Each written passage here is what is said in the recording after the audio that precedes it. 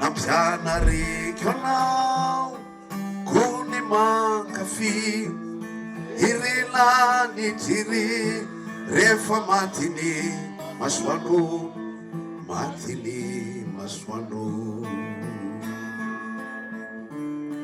no ny tongany ariva ianao anisakintana izao ny banjina ny tany de izao somary niala ianao ny azo hoe avy izao somary niala ianao ny azo hoe avy avy.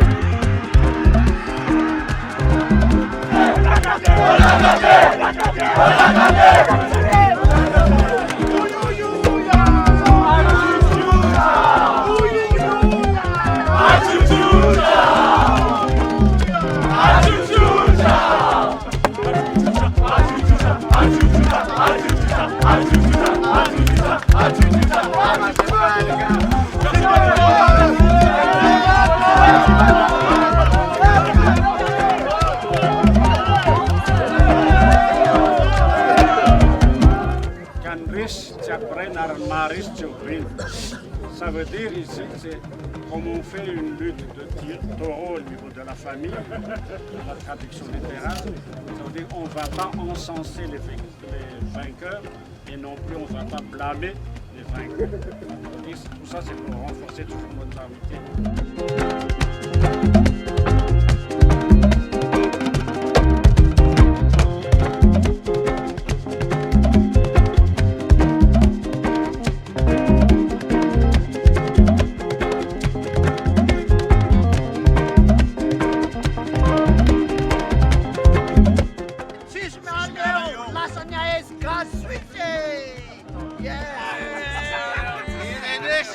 Salamat siapa?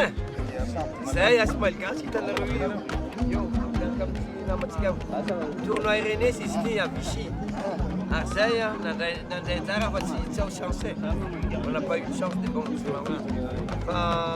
Vive la René ça. Bien qu'à tout ce casse. Merci. Tismialo.